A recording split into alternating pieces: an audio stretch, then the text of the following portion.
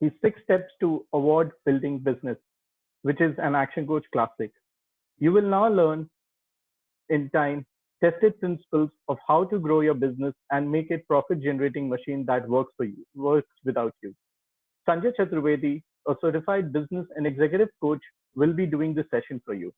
He has over 2 decades of corporate experience in India and abroad at senior managerial positions.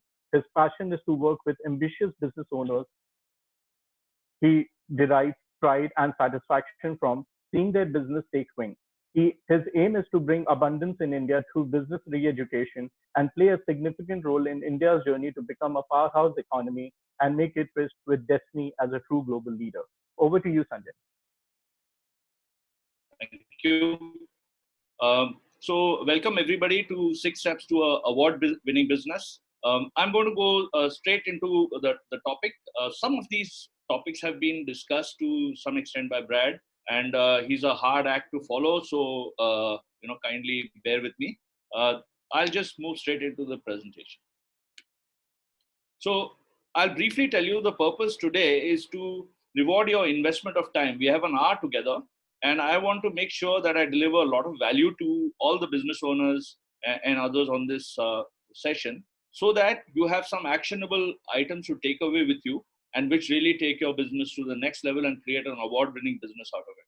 So this 6 steps process actually was distilled from the 26 odd years experience that Action Coach has after starting in 1993 in Australia, and having worked in both the developing world and the developed world as well. So we've distilled the process to build an award-winning business into a 6 step process. I request you to have pen and paper handy, and I want to make this interactive. So please, do type into your chat box. I will request you at different points in time to send me your responses. Please do that. The more interactive it is, the better it will be in terms of retention of what we have discussed and actions from it, so that you get return for your time. So basically, we're going to talk about 3 areas: how do we increase sales and profits, free up our time, and how do we create an amazing team. And that's, like I said, distilled into the 6 step process. I'm going to go with that now. So before I do that, a little bit about Action Coach. Some of you may have heard of us, read about us, but we are the world's #1 business coaching firm. We have more than 1,000 coaching offices in 82 countries. The vision Brad just mentioned to us, the Action Coach vision, and showed us a video. World abundance through business re-education is the goal of the long-term goal or the vision of Action Coach. And we coach over 15,000 businesses each week. Now, one other interesting thing about Action Coach is, and what differentiates us from others out there, is that there is a 4 months results guarantee on the work that we do. Have a look at what is that 4 months results guarantee. Talk to one of my fellow coaches here on the call. Reach out to them. And we are one of the few companies which is heavily focused on results and making sure that things happen for you post this lockdown period and on an ongoing basis. So first of all, I seek your permission, or the whole audience, I seek your permission, and please use your chat box. Please let me know if I can be your coach for the next hour that we are together. Please let me know. Please type in your chat box. Do I have your permission to be your coach for the next hour or so? Please. Thank you. I can see a lot of responses. Thank you. Thank you very much. Thank you very much. Thank you. Thank you. 47 responses so far, 49. Thank you so much. Thank you so much. Thank you for that permission. I'll try to do my justice to that role which you've assigned me now. First, some ground rules. And one of the ground rules is when we get into a webinar like this, I understand that I'm talking to a lot of successful business owners who built very, very successful, large businesses even. But I want them to be conscious of these 2 words. And I want everybody on this call to ban these 2 words from their thoughts. So even if you've heard what I'm saying, or you've heard something similar before, instead of saying to yourself, I know, I would suggest you banish that thought. And instead of that, plant the thought that, isn't it interesting? Because when you leave that door open, then learning still happens. Sometimes successful business owners are victims of their own success. What I mean is that they feel they know it all. And as a result, they stop learning. And the moment they stop learning, it reflects directly on their business. So for the next hour as your coach, I request you not to be in that I know mode, and to be in the mode of maximum learning. And if the thought crosses your mind about I know, please say, isn't that interesting, instead of I know. So the door will still be open, and you'll still get some what we call as BFOs, or blinding flashes of the obvious, actionable items that you want to take action on. And my objective will be to get 3 or 4 actionable items out of you, which will really make, mean that we've had a productive session together. So point of power is another ground rule. Brad touched upon it. I just like to re-emphasize it. This is called the point of power. And what we find is, by and large, bulk of the population is below this point of power. So what is below this point of power? Let me go to that. So you see blame, excuses, and denial, or the acronym BED. Somebody who's constantly blaming or making excuses or being in denial may as well stay in bed, because no work is going to get done. They're going to be the victims of the world. They're going to be the people who are always in a mode that they are reactive, not proactive. So blame, Sanjay, I'm sorry excuses. to interrupt. Yeah. People cannot see your screen. Can you just look into it? Sorry to interrupt. Okay.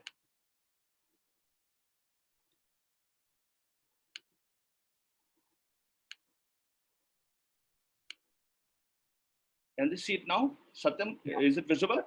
Yes. Okay. Sorry about that. So below this point of power is blame, excuses, and denial. I'll give you a small example of this. So let's say there's a monthly review meeting. Some of our clients conduct these monthly review meetings.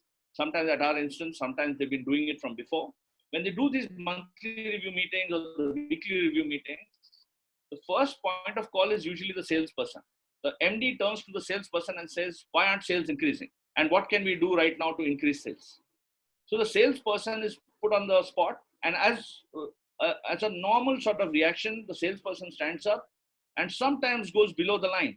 And he starts saying that if the delivery is not happening or the dispatches are not happening as per schedule, and I'm getting a lot of customer complaints because people are calling me and saying, you had promised the world to us when we signed up with you, and we're not getting that. So therefore, a lot of my time is going and just handling these customer complaints, whereas I should be doing more sales. So the focus shifts to the production or the delivery, or the delivery head, and the person stands up because he's now on the spot. And the delivery head stands up and says, the sales guy, he says that this is very important. So I set up the whole production line for his product, which he says, or for his client, which he says is the most important. And the dispatches have to go on time, have to be of great quality. I set up my whole production plan, and within a short period of time, he says, no, this is not urgent. This one is more urgent. So please change.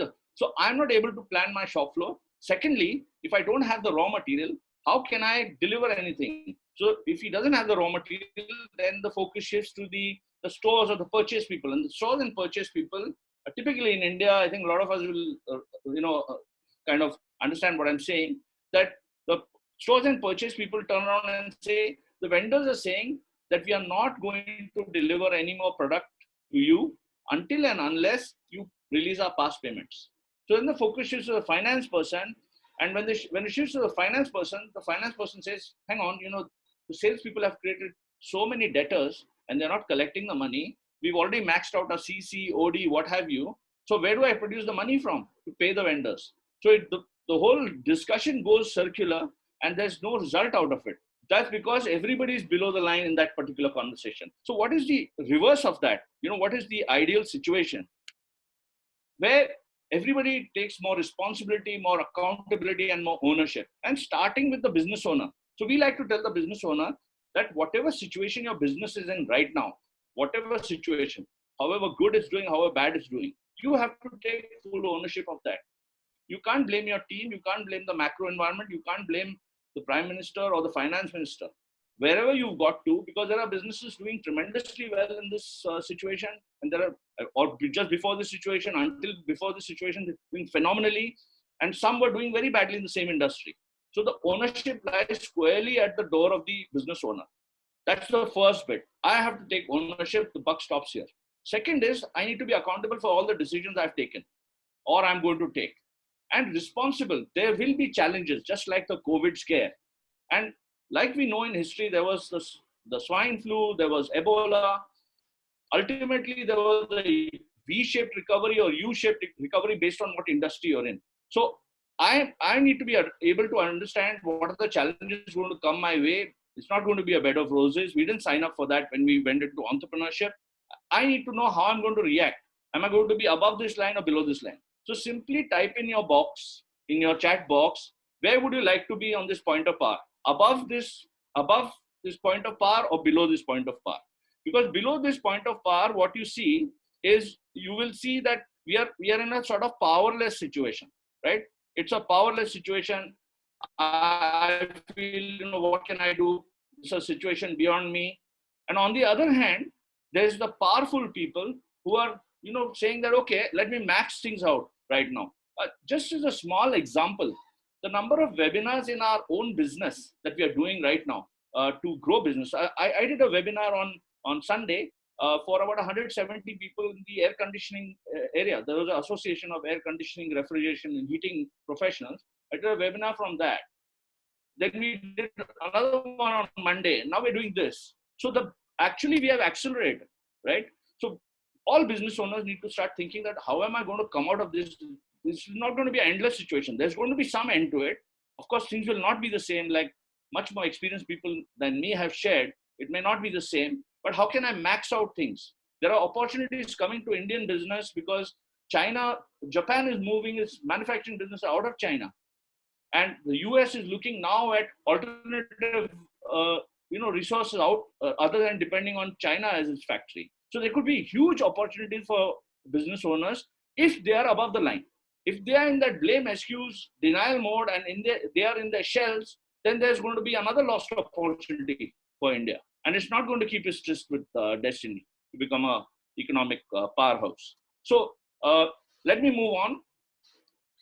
I would like to put it to you that we've all failed at different points in time in business. And sometimes we may have failed multiple times. Not only in business, so let's say in life itself, before you learn to walk, you fell down many times. So there's no failure in falling down. The failure is in not getting up again and trying again and giving 100% to whatever is the situation. So in the situation we are in this webinar, where I have 1 hour of your time, valuable time with me, I request everybody to participate 100%. Because if you participate 100%, you will get more than 100% back. And what I mean by participate, how do you participate in this? In the Q&A, in the chat box, please type in. Please share your experience. I realize I'm talking to a lot of very experienced business owners. So I need your inputs. And let's make this an interactive session. So I request this as your coach for the next hour. Let us be as participative as we can make it. Okay? Let's move on. I've got a lot of ground to cover. So what I'll be doing is I'll be taking the questions at the end. If you don't mind, just type in the questions. I'll take the questions at the end.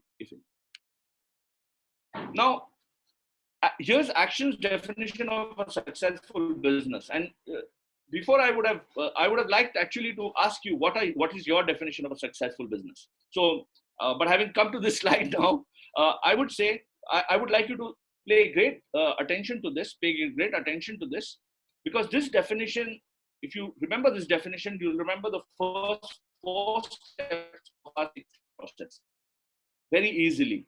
So the first, if you can read this out together, if you can participate in this, a commercial profitable enterprise that works without you. So the keywords being without you, a commercial profitable enterprise that works without you. When I say without you, a couple of business owners challenged me, and they said that, Sanjay, I actually enjoy my business. Why are you telling me that the business has to work without me? What I'm suggesting to you is that going into work in your own business should be a choice, not a compulsion. For a lot of us, it's a compulsion. A simple question I'm going to ask you guys, or everybody on the webinar: how many of you can leave your business for 3 months, for a quarter, let's say, or 2 quarters, with no access to email or phone, and come back to a thriving, prosperous business? All those who can come to such a situation, please type in yes, and all the others, please type in no. Please, can I request you to participate here?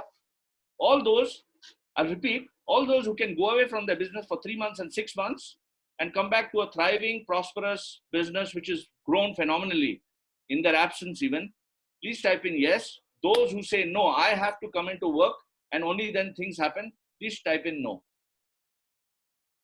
Okay, lot of responses.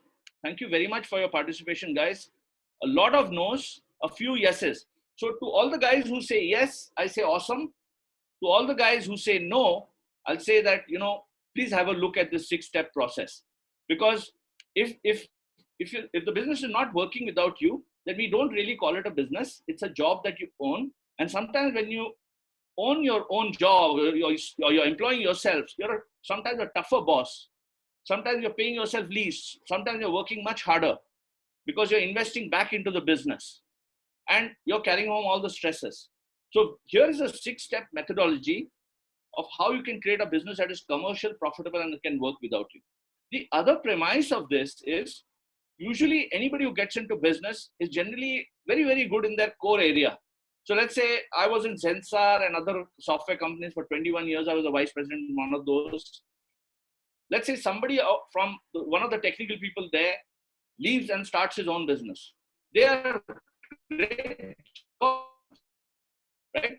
So he gets his first project because from his existing client, he manages somehow to get his first project, and then he delivers the project, but he's not learned anything about now how to get the second project through sales and marketing, how to create systems, how to create a team. So usually what happens in business is that business is not treated as a profession. And people in India, what you need is a Shop Act license to put on your door and print out some visiting cards to say you're in business. But in other professions, there's a 5-year learning time, and then there's an internship before you can call yourself a doctor or a chartered accountant or what have you. So we are saying it's time that the business owners learn other than from experience alone. So a lot of the business owners I interact with, they tell me that we learn from experience. When I say, what do you mean by that? They say we made a huge number of mistakes, we lost a lot of money, and now we are learning what we missed out on. So instead of that would a trial and error way of learning. You wouldn't want your surgeon to learn like that, definitely. So we should not, as a business owner also, we should use a proven methodology and a proven process and get the 6 steps, which I'm going to discuss with you through, rather than learning through trial and error and through experience. So I want business owners to consider themselves also professionals and learn a little bit about the 6-step process and apply those bits which might have been missing in the puzzle. What I find when I'm talking to seasoned business owners, they say, we've done bits and bobs of this, but we didn't see the overall picture. And for new business owners who are starting out, they say, oh, this is a great framework. I wish we had been taught this in our MBA, or I wish we had been taught this earlier. Anyway, this is the time now. So a commercial, profitable enterprise that works without you. We've deliberately color-coded it differently. Commercial is our first step of the process. Profitable is the second step of our process. That works on systems is the third step of our process. And without you, because there's a team in place, is the fourth step of our process. So let me move forward. So these are the 6 steps. First step is mastery, where we eliminate chaos and build the foundation of a great business. The second step is niche, where we build predictable cash flow. The third step is where you talk about systems and leverage, because now you have the cash flow to invest in the systems. And then based on the systems, now you get a team that learns and operates those systems. And once you have all these 4, then you have a well-oiled machine. And at the end, you have results, which is more time and more money, so that you can do whatever you want. Ultimately, anybody who comes into business has some personal goals, and our job is to align those personal goals and the business. Brad has said famously that, you first choose your lifestyle and then choose your business, not the other way around. Don't put the cart before the horse. So in the end, people are looking for, sometimes the two get mixed up. So the first step of when we start working with a client, we talk of our alignment process. We become very clear on their personal goals, and therefore how big the business needs to be so that the two can, be aligned together. Let's move further. So mastery is the first step of a process. Like I said, I'm going to discuss that in greater detail on the next slide. And so we'll be actually diving a little bit into each of these as we go forward.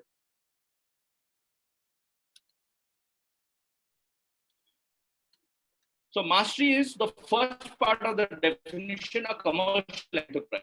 Okay. So here what we want to do is eliminate all the chaos which sometimes goes on. People are, busy after every transaction. There's a lot of toing and froing after every transaction, too many follow-ups, too much chasing, not sure how profitable we are, not working to a clear business plan, not sure that we are delivering consistently, over dependence on people to deliver. The productivity is a question mark. So if this is a situation, and by the way, I've worked with around 100, if not more, businesses in and around Pune. And what I find is wherever we engage, it starts, the first 3 to 6 months starts in the mastery area itself. However experienced the business might be, however, I mean, in terms of how many years the business has been in existence, the first step is always mastery, and it takes 3 to 6 months for us to get this in place sometimes, majority of the times. So let's look at mastery in greater detail. How do we take things from chaos to control? The 4 areas to mastery. The first area is what we call destination mastery. So just simple questions are asked about why are you in business, clarity, a little bit of clarity on what are your personal goals, and therefore how big the business needs to be, and is your team aligned to those goals, and is there a business plan by which you're going to achieve those goals, and short-term goals and long-term goals, and the vision.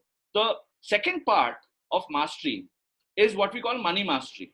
A lot of businesses end up in trouble because they don't have control on their cash flows. Had we been working with you earlier, we would have asked you to, there are 3 levels of financial mastery. If you had the kind of reserve, 3 to 6 months reserves, then this would have been a blip. But for some people who didn't have money mastery or who don't have money mastery, this COVID crisis has become like a major issue, right? So there are lessons to be learned from here about what I'm going to do different. So simple questions. And I don't want to, because I respect the amount of experience people have on this webinar, the people who are attending this webinar, I'm just going to ask questions. So I like to say about money mastery 3 sentences, and you may like to note these down if you enjoy them. The first sentence is, sales is vanity. Sales is vanity because, yeah, I've got this kind of turnover, this kind of revenues I'm doing. It's good to talk to your friends, your colleagues, and what have you, and say, I've built such a large business. But the reality check is, sales is vanity, profit is sanity. How much profit are you making? And are you tracking that? We are in business. Are we in business to grow revenues or grow profits? So if we are in business to grow profits, then are we tracking it? And third aspect, sales is vanity, profit is sanity, but only cash is reality. How much cash is there? So I may be recording that I have so much profit, but then when I turn to the accountant and say, I want to buy this, the accountant says there's no cash. Because the cash is sometimes stuck in outstanding debtors or in inventory, or you have working capital, which is sucking up all the money. So to track all of this, simple questions, please type in your chat box, do you have budgets in place? A budget which shows monthly revenues, it shows monthly costs, it shows monthly overheads and monthly profit. Fantastic. Thank you. Thank you. All those saying yes, awesome. Awesome. All those saying no, it's time you put a budget in place. Talk to one of our colleagues, ask for a simple budget to be put in, or ask your chartered accountant to help you put that budget in, right? And then review it once a month. Second question, do you review your profit and loss and balance sheet on a monthly basis? If yes, please type in the chat box, yes. Awesome if you are doing that, and not so awesome if you're not doing that. So money mastery is like the scorecard of a cricket match. So if I'm playing a cricket match and I don't know the scores, I don't know which batsman has scored what, which bowler bowled how many overs, how would I monitor the game? The same way in business, I need either a dashboard for my business, or I need a budgets, cash flows, I need KPIs for my dashboard. I need to also understand where do I break even. And one of our master coaches explained to us that break even, traditionally it is thought no profit, no loss. But why are you thinking like that? No profit, no loss. There should be, after that no profit, no loss, there should be some salary the business owner is getting from the business, because one day he'll have to find somebody to replace him if he wants a business that works without him. Secondly, there needs to be some profit which is invested back in the business. So break even is no profit, no loss, plus owner's drawings, plus some profit to be invested back in the business. Do you calculate your break even like that? And for that, are you tracking how much sales you need to do daily, weekly, monthly based on your business? If yes, type in yes in the chat box. If no, type in no in the chat box, please. Fantastic, fantastic, fantastic, fantastic. Thank you, thank you. Thank you for your participation. Thank you very much. This is one of the most crucial aspects, and most small businesses come into trouble because money mastery. The third area is time mastery. So a lot of times when you speak to business owners, they tell us that we are busy, we are busy, we are busy, we are busy. So sometimes I joke with them. I tell them that you've changed the spelling of business from BUSINESS to BUSYNESS. Busy, busy, busy. Busy doing what? Are you doing employee work or are you doing business owner work? Are you doing the routine tasks? And as a result, you're busy from morning to evening. And sometimes when I meet you in the evening, you say, today was extremely busy day. I had just had barely enough time to grab a sandwich for lunch. So then my next question is, how much did you move towards your goal? You were so busy. How much did you move towards your goal? That I don't know, but I was very busy. This is a classic sign of people working in the business and not on it. In the business is the daily routine activity, which is sucking up all your time, which is low value add, which is employee work. And if the business owner is doing employee work, then who's doing the business owner work? And if the business owner is not doing business owner work, how is the business going to grow? So this is an important thing for you to really, and usually what I find is that sometimes business owners feel they can't find the right people to delegate to, or they are afraid to delegate to. They feel that if I delegate and the person sets up a competing business. So I usually tell them that, you've heard of the concept of a bottleneck. Yes, we've heard of a concept. Where is the bottleneck? At the top of the bottle or at the bottom? They say at the top. So what is the bottleneck in your business? And they turn around and ask me, are you trying to say I'm the bottleneck? I turn around and ask them, what do you think? Other businesses have grown leaps and bounds by delegating out all the tasks which were mundane, day-to-day routine, trained their staff, wrote systems, trained their staff on the systems, and got on to the important stuff. Important but not urgent, as Covey says. So are you doing on the business, in the business work? Where is your day being spent? Do you have a default calendar? Do you have a default diary saying that where you will invest your time? If not, then there is a huge scope for improvement here, right? The fourth area of mastery is delivery mastery. So why do you and I go to a McDonald's? They don't make the best burger in the world. We simply go there because we know it's consistent. We go there because it's consistent. Whether I go to a McDonald's here or any country abroad, I'll get the same experience. So what that tells me is all our clients, they want consistency. And so for consistency, like Brad was mentioning in his webinar, do you have checklists? Are you training your staff? So that there is some level of consistency which is delivered. The other aspect to this is about customer service. We are all in the business of creating raving fans profitably. Whichever business we are in, we are all in the business of creating raving fans of our business profitably. So do you have that ladder of loyalty set up? Are you moving people from first-time triers to raving fans or not? And is there a step-by-step process by which you're doing this? If not, then you're missing out on a gold mine. You're trying to get new clients, but you're not servicing the existing clients. So the simple test for customer service is how many people leave your business saying, wow? How many leave feeling satisfied and how many leave saying, wow? If they leave saying, wow, because you have planned it, they say, wow, then you've got repeat business and you've got referral business. And if you've got these two things, then you're largely insulated from all the problems because you don't have to do too much sales and marketing, right? But we are going to teach you a beautiful methodology. Brad covered it about sales and marketing, how to do it, and take out all the jargon from it, make it like mathematics, make it easy to use for everybody. So destination mastery, money mastery, time mastery, delivery mastery. If you put a tick in all these boxes, then your business is out of the chaotic situation. You've got a controlled business. If not, then you need to speak to one of us, or you need to take some action on all these 4 areas. Let's move on to the next area. So mastery is the foundation. Once the foundation is built, only after that will we look at the exciting bit of the sales and marketing area. So we want to create a profitable business. We create a business because we want profits. So how do you create profits and how do you create predictable cash flow is the next topic, which is called niche. When we say niche, our definition in Action Coach is no price competition.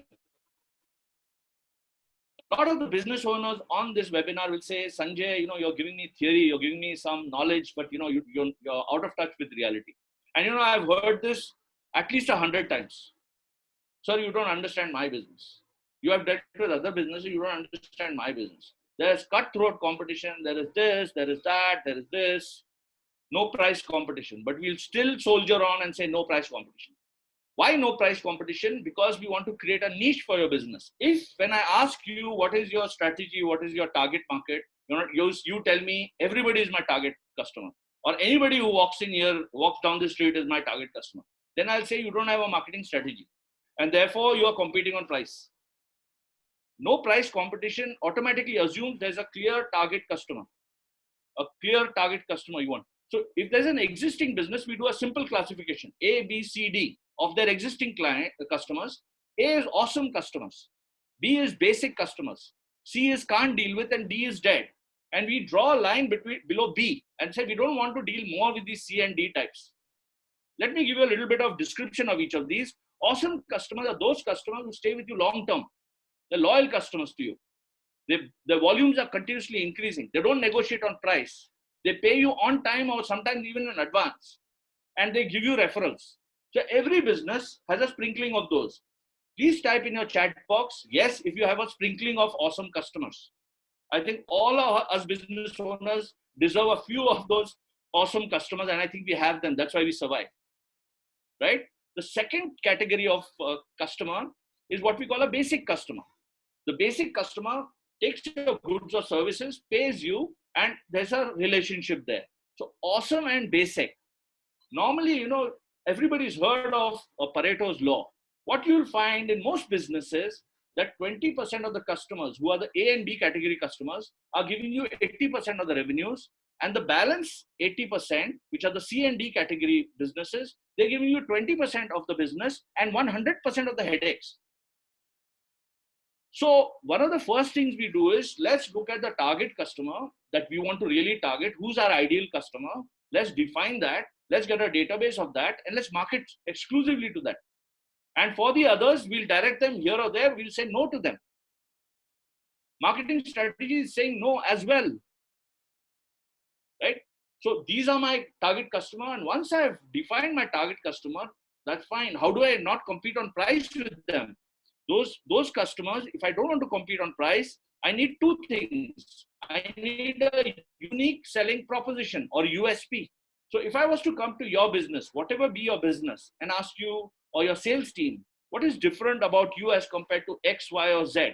If they were able to clearly tell me which are those 6 or 7 points which differentiates their business from the others, then I would give you a tick mark here that you have a USP.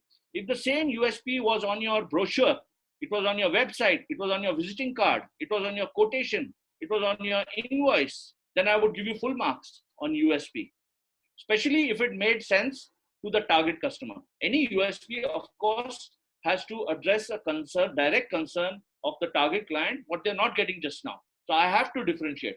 The second part of USP is required particularly when you're selling products. What is different about my product compared to others? Why should somebody pay more for an iPhone versus something else? What is the USP? The second important thing is, what is my guarantee? In a service kind of business, you need a guarantee. So if you have USP and guarantee, then your company, your product or service, your brand is differentiated from the others, and you don't need to compete on price. If you don't have the target customers and you don't have a USP and you don't have a guarantee, then you're fighting that battle of discounting and competing on price. And when you're competing on price, some of my business owner friends around here, they tell me that sometimes I feel that if I just sell my factory and put the money in a fixed deposit or some liquid fund, I will get a better return and with much less headache. If you're one of those, please type in yes. If you're not one of those, please type in no. What is your USP? What is your guarantee? Right? The other thing which I want to cover, and I'll take a couple of examples. If you order Domino's pizza, What is Domino's USP and guarantee? Domino's USP and guarantee is your pizza in 30 minutes or it is free. That's why they dominate. It's not that they make a better pizza than you and I can, but they dominate because of this. But please remember, they first did delivery mastery and they did the financial modeling before they came up with this kind of offer. So we are not talking about pulling wool over people's eyes. We are talking about promises that we can deliver on. USP and guarantee. Another example, suppose I was coaching a plumber. Generally speaking, whenever I've called a plumber, the plumber has never shown up on time. The second thing, the person who shows up at my door, I'm reluctant to sometimes let him in. The third thing, when he looks at the problem area, he says, I need to go away for half an hour to purchase that particular tap which you need here. And he disappears to the local hardware store, comes back with a kacha bill, and he puts some tap of some unknown brand into my house. And then he creates a right mess where he's working, and then at the end asks for his fee and the price of the tap. If that is the case, if that is the experience, if I was coaching a plumbing, or one of my colleagues was coaching a plumbing company, or I was coaching a plumbing company, our ad would say, if my plumber is, let's say, with more than 10 minutes delayed, we'll give you a 10% discount. No questions asked. That would hit straight between the eyes of somebody who has suffered because they were waiting for the plumber to come. And secondly, I would target the more affluent parts of Pune than the other areas, because that's where my target clients would lie.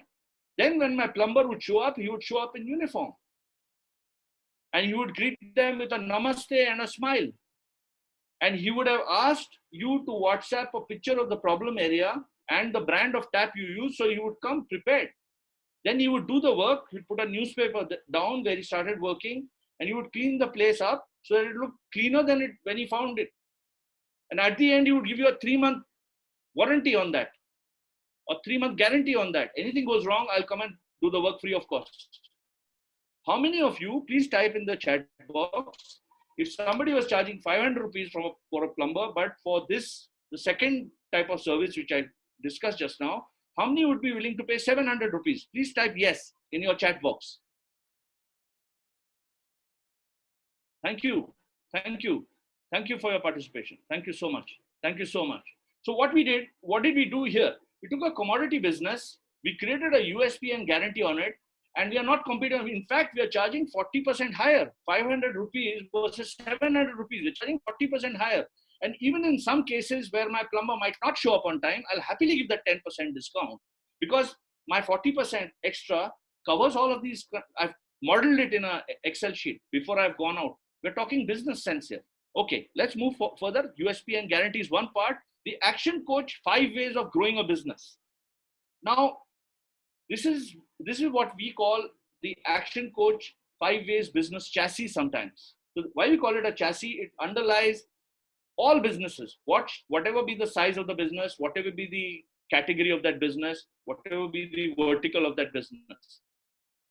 And what we find is most business owners, they know how many customers they have, what their revenues are, and what their profits are. In most cases, in some cases, they have to ask, but most cases, they know these, right? And they are focusing on this. And like Brad said in his webinar too, they ask us, you want more customers, more revenue, and more profit. We turn around and tell them that these are outcomes. We need to be working on the 5 variables or the 5 levers by which you'll be able to really grow the number of customers, revenue, and profit. You can't impact customers directly. You can't impact revenue directly and profit directly. So let's go further on this. So this is what we call marketing leverage. This may be the most powerful business secret you'll ever learn. So we are putting ourselves out there. Most powerful business secret you'll ever learn. But you may not be ready for it if mastery is not done. The first step is not done. The same chassis, some of you may know, is used to build a Golf or an R8. And most of us would want the R8. So our business might look like a Golf right now, but we want it to be an R8. How to do it is using the 5 ways. Let's look at that in some more detail. So when we talk about marketing, there are some businesses who are enjoying the marketing and some businesses who do marketing very reluctantly. That's because in some businesses, marketing is a cost and in others, it's an investment. In some business, why is it a cost? Okay, it appears on the P&L as a cost item, and the accountant told you so. Fantastic. But that's not the real definition of marketing. We want marketing to be an investment. How will it be an investment? It will be an investment only if you test and measure each of your strategies for marketing. Whether it be to customers or to agents, you test and measure each of your strategies, find out what each lead costs you. What is the cost per lead? If you know your cost per lead, please type in yes. If you know your cost per lead and you know how many, out of how many leads you convert, how many, please type in yes again. Fantastic. All those who are saying yes, fantastic. Awesome. Those who are not saying no, you need to really sit down and think about this area. So there's a beautiful book called Instant Cash Flow written by Brad Sugars. That book describes which are the strategies where with low investment, you can get a great return. So I would choose, as a small and medium business owner, I don't have unlimited marketing budget. Therefore, I would choose the strategies which give me most bang for the buck. And I would test and measure those. I would test with a small amount, see the results. If the results justified it, that means I spent 1,000 rupees, but I got 100 leads, and out of the 100 leads, I got 10 clients. So each client cost me $100, and every client is worth, let's say, 1,00,000 of rupees a year, and they on average stay with me for 5 years. So each client is worth 5 lakhs of rupees at 10% margin. For every 1,000 rupees I'm spending, I'm getting 50,000 back. Then if I knew this kind of metrics, then I would put $1,000 every time into marketing. The reason why businesses go through ups and downs is because there's no consistent marketing. And because there's no consistent marketing, there's no predictable cash flow. And the root of it is they're not testing and measuring. They don't know their acquisition cost or the cost to buy one new customer. And they don't know what is the lifetime value, how long the customer is going to stay, how many times he's going to buy in a year, and how many years is he going to stay. They don't know the lifetime value. If you know acquisition cost and lifetime value, then you know enough about marketing to do marketing. No jargon here. What is your acquisition cost? What is your lifetime value? Do you know how many leads are coming in your business? Do you know how many you're converting from that? Are you going back to your existing customers and inviting them back? Are you trying to increase your ticket size? And what are your margins? So let's discuss that in a little more detail on the next slide. You'll see the customers' revenue and profit in red. They're in red because they are outcomes. You can't directly address those. You need to work on the 5 levers: number of leads, conversion rate, number of transactions, average rupee sale, and profit margins. When we talk about number of leads, the average business is not doing more than 2 or 3 strategies for lead generation. I'm saying the average business. So just I request you to look back in your own business, reflect, and type in the chat box, how many strategies do you have for lead generation? Please type that in, if you don't mind. Please type the number of strategies. Approximately how many strategies are you using for lead generation? A lot of times when you go to these businesses, they say, we are getting business mainly from word of mouth, referrals. I say, okay, is there a system for that? No. It just comes, as and when it comes. Okay, interesting. What about the other strategies? No, we got we bought a database and we got somebody calling into that database, and once in a while we get some leads from there. So what we do, like Brad said, there are 70 strategies for lead generation. We brainstorm with the business owner the relevant strategies which give the greatest ROI, which cost the least, which give the greatest return in terms of qualified leads in our target segment. And we work with the business owner on that. Second thing, so if we add 3 or 4 strategies, all I'm saying is each of the numbers which I'm going to put up needs to improve only by 10%. So if I added 3 or 4 more strategies in your business on the lead side, I'm going to ask you whether there can be a 10% improvement or not. Next topic is the conversion rate. So conversion rate, okay, I got these inquiries in my business, but how many did I actually get them into buying something from me? How many actually bought from me? Am I tracking that number? So if you are tracking that number, awesome. Initially, when we go into any business, the estimates we get may sometimes be wildly off target. So somebody has told me our conversion rate is 80%. I say, wow, 80%. Let's just create a small Excel sheet and let's just track this. And after 2 or 3 sessions, when we check the numbers, it's actually somewhere around 20%. So wildly different assumptions. So if you want to improve anything, you need the numbers. We need the number of conversion rate. So let us say whatever is that conversion rate is sales. So often I'm asking business owners, who's the best salesperson? And guess what? It's usually the business owner himself or herself who's the best salesperson. I say, fantastic. Next question. Do you have a sales process and are you training people to do at least 70-80% of what you're doing? No, we don't have a documented sales process. We just follow this. We ask them to fill in an inquiry form and then we do this. So are you building a relationship with them? Do you have 6 to 7 touch points in your sales process? No. Are you qualifying them? Money, method, authority, need, time frame. Are you teaching your staff, salespeople about psychometrics, how to build rapport with clients? If those things are not there, and other things, if they don't have a USP and a guarantee or customer testimonials, if these areas are worked on, what we find is it's easy to grow more than 10% on the conversion rate front too. So let's put some numbers in. We've seen this before in Brad's presentation. 4,000 leads, 25% conversion rate. So you have 1,000 customers. Let's come to the area of number of transactions. I'd like to give you a small example. I have this barber in the neighborhood who I go to. And sometimes I get a little lazy, and instead of going on a monthly basis, sometimes I'm going to him bi-monthly. So I go to him, let's say 6 times in a year. Several times I've requested him and told him that why don't you just get a app which reminds all your clients that it's been now a month and it's time for you to come for your next haircut, plus the other services. He doesn't do it.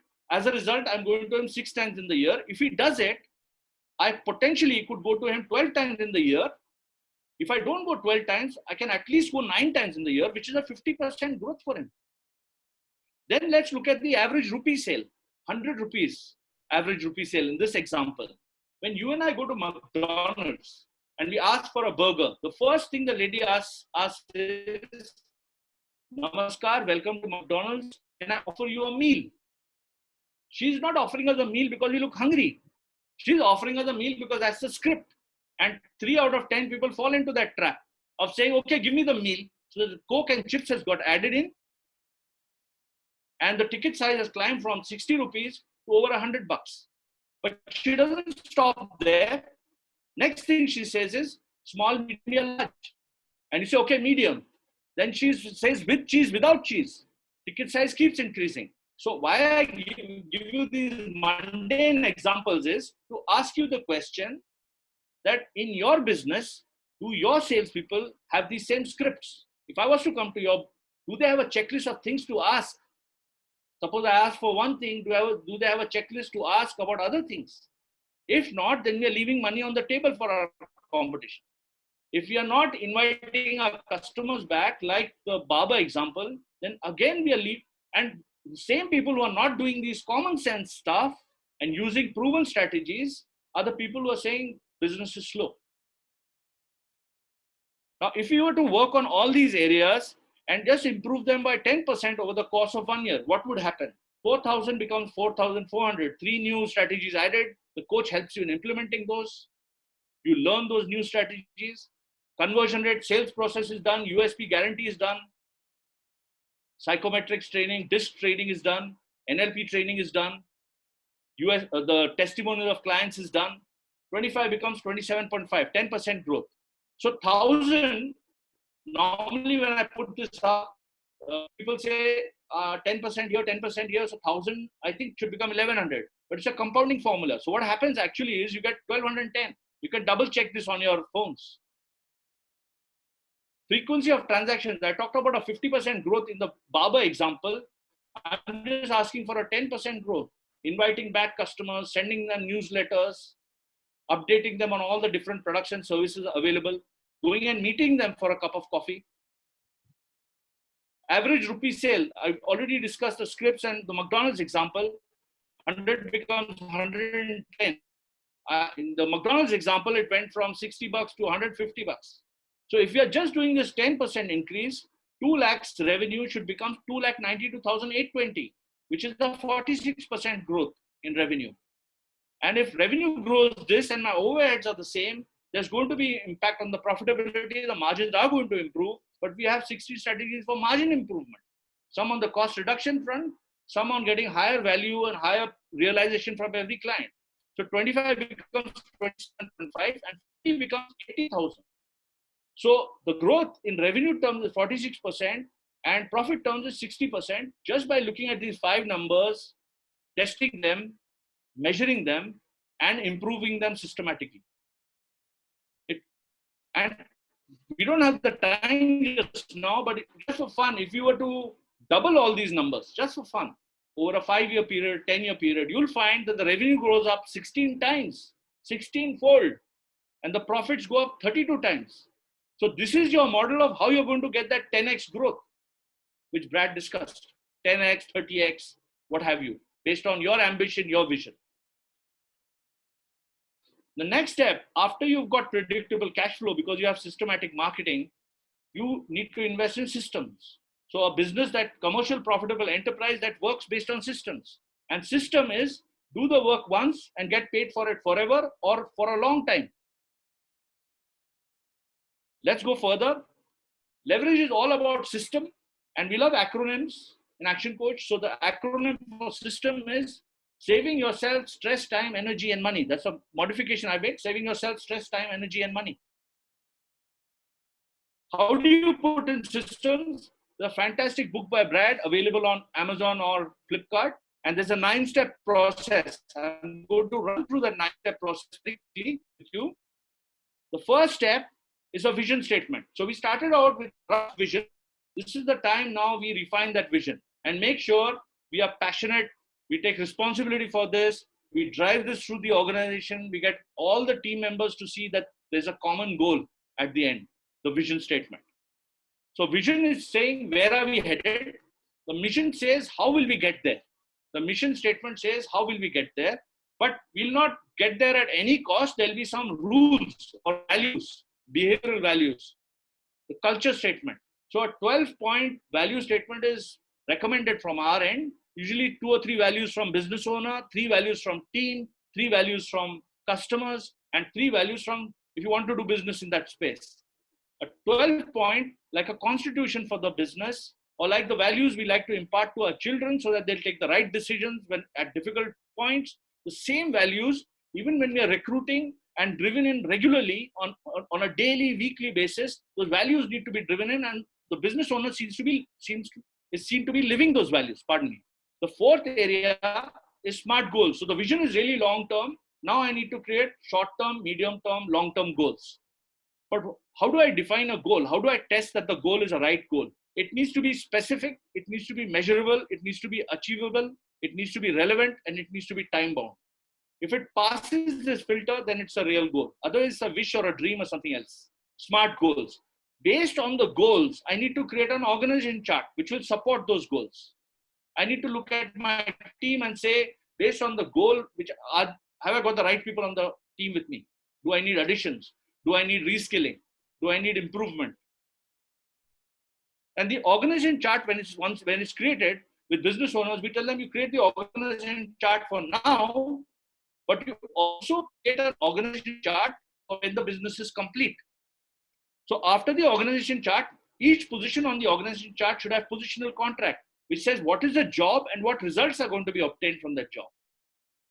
Step 7 is key performance indicators. Key performance indicators in the business, like Brad mentioned, daily what needs to be done, daily success activities, with checklists, to-do lists, and all kinds of systems to monitor the KPIs.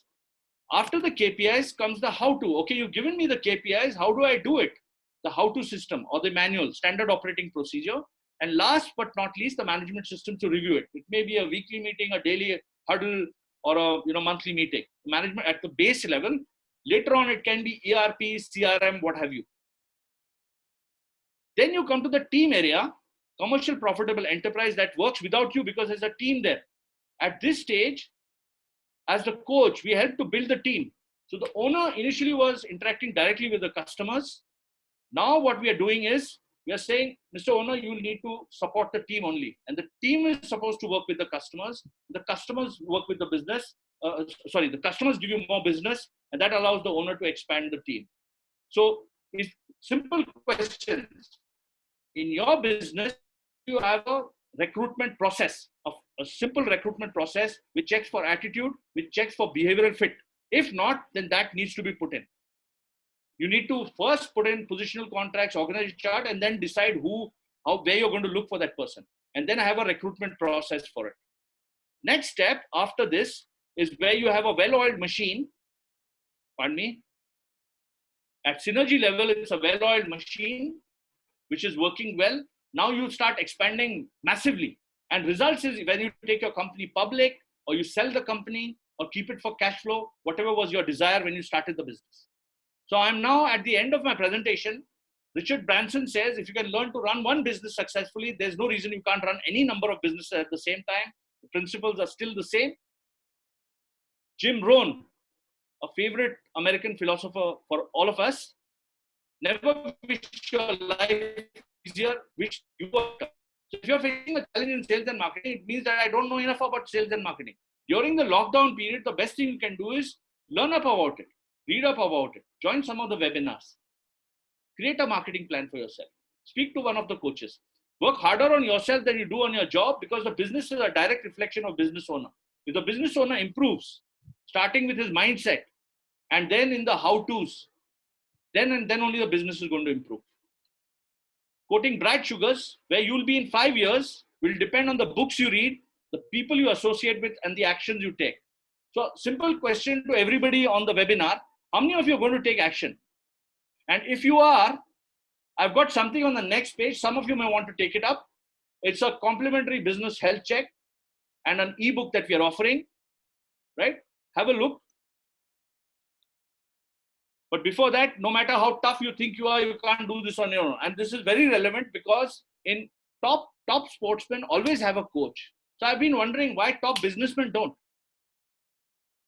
So if you want to play at the local level, you don't need a coach. If somebody wants to play badminton at the local level just for exercise, they don't need a coach. But if they want to play national, international, however good they are, they may be number one in the world, they have a coach.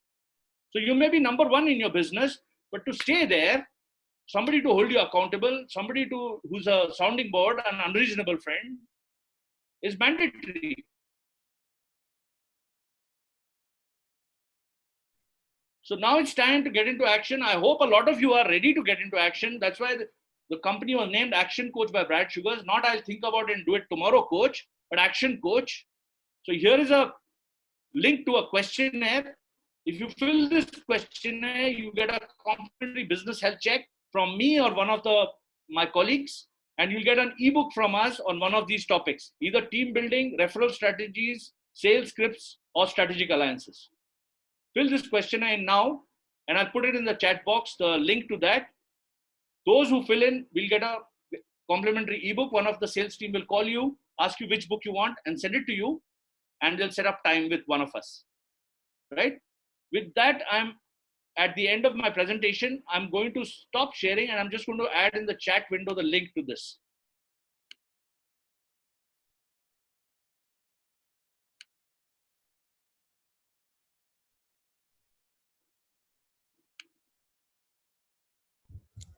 Thank you so much, Coach Sanjay. It was a great session, great insights. Everybody who would like to ask him, I think once he posts his contact details, you can all email him, or you can chat in your put in your questions in the chat box. We will, since we are a little out of time, we will forward all of those questions to him, and then you can all take it forward from there.